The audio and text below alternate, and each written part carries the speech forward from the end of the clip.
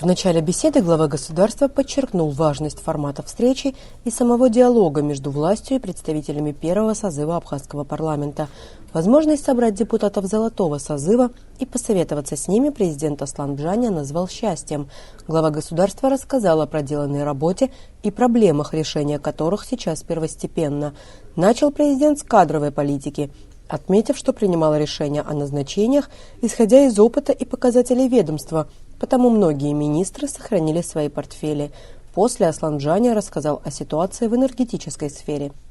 Проблема энергетики, она имеет давнишние корни, я уже повторяюсь.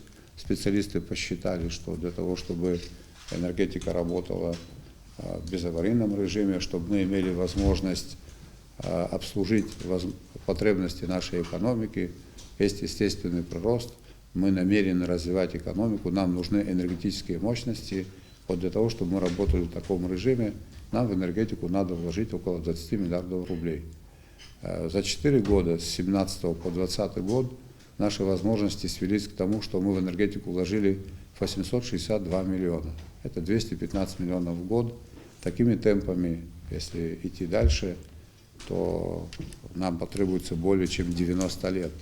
Это утопичная история. Такой путь нас не устраивает, поэтому никого это не может устроить. Идет работа над документом, серьезным документом. Эти цифры будут актуализированы. 21 почти миллиард рублей. Это цифры, которые были посчитаны по ценам 2016 года. Я как-то в интервью говорил об этом. Специальный проектный институт занимался разработкой этого документа, который называется «Схемы и планы перспективного развития энергетики». На этот документ были выделены деньги существенные, 55 миллионов рублей. Сейчас необходимо эти цифры актуализировать.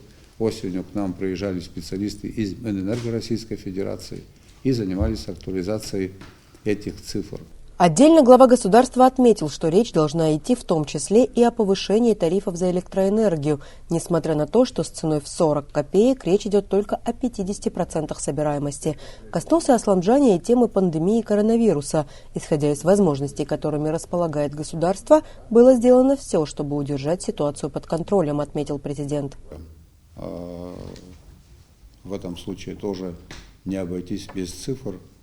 У нас статистика в этом плане, она, скажем так, достоверная, но может быть какая-то погрешность, 0,5%. В условиях Абхазии такие вещи утаить невозможно, и никто не преследует эти цели. Вот мы из государственного нашего бюджета, который, кстати, из-за пандемии недополучил около 1 миллиарда рублей, выделили на сегодняшний день из нашего государственного бюджета только 260 миллионов рублей. Плюс нам помогли наши бизнесмены, целенаправленно занимались этой проблемой. Там тоже около 65-70 миллионов рублей. Помогала наша диаспора зарубежная, помогали международные организации. Там тоже миллионов 30-40. Помог наш друг Абхазии, Совмен, который из личных сбережений нам перевел 50 миллионов рублей. Итого на решение этой проблемы мы вот подойдем в ближайшее время, 500 миллиарда рублей где-то было выделено. Создано более 500 койко-мест, построено здание, приобретено КТ, у нас 77 ИВЛ, несколько, еще больше концентраторов. Ну вот таким образом обстоят дела в этой сфере. При всем при этом, конечно, есть проблемы.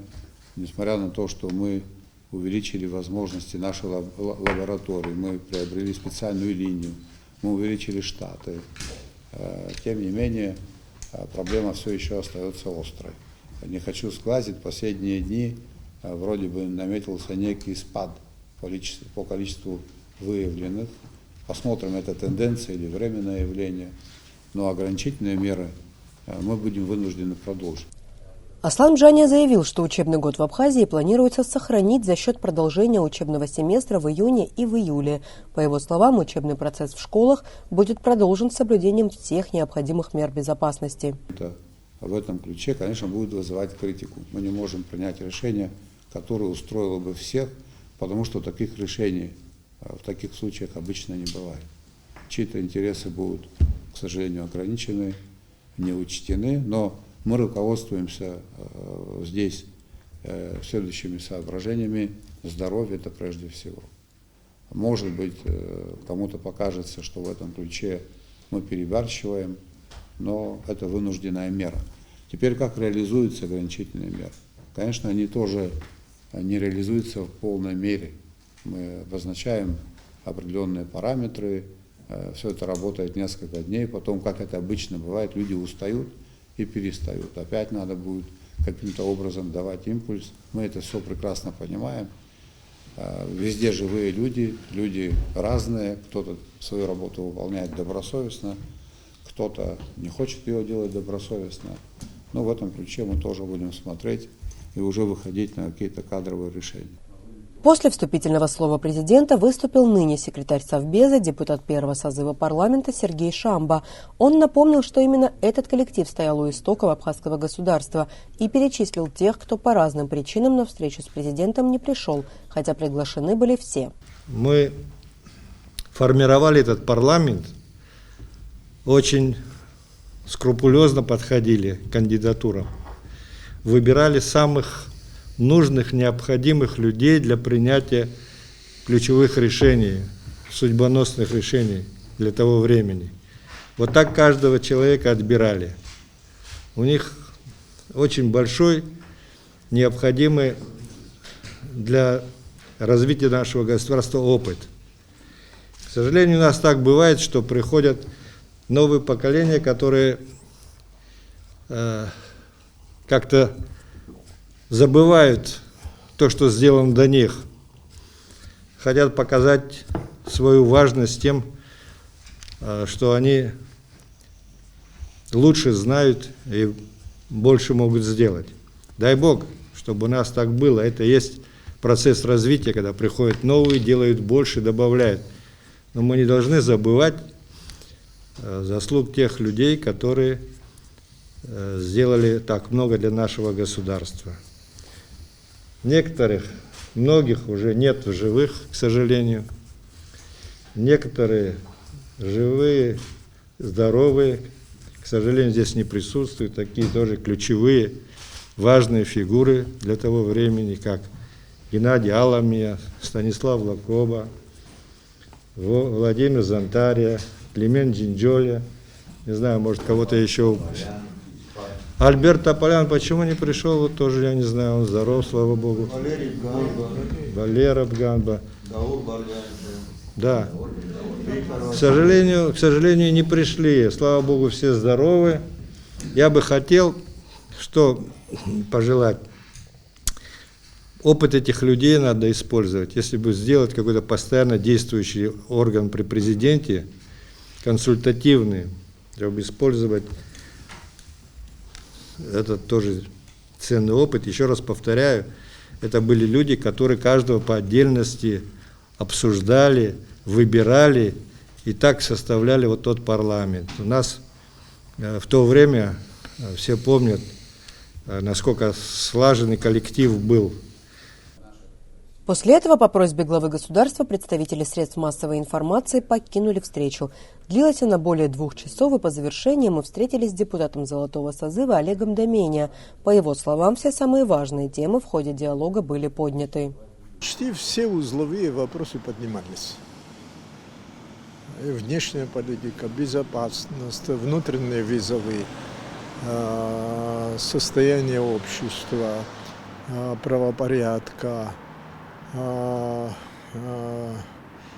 как вам сказать, уровень жизни, качество жизни. Все проблемы фактически поднимались. Это рабочая встреча. Рабочая как? Я вам скажу, да, даже вот так, что это, пожалуй, а первая встреча депутатов первого парламента с действующим президентом.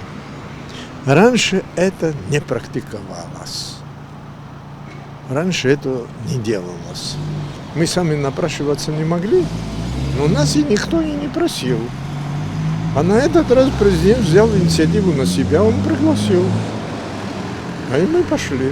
Почему прессу попросили выйти, Олег Домения судить не взялся, отметив лишь, что диалог был открытым и никакой секретной информации в его ходе не прозвучало.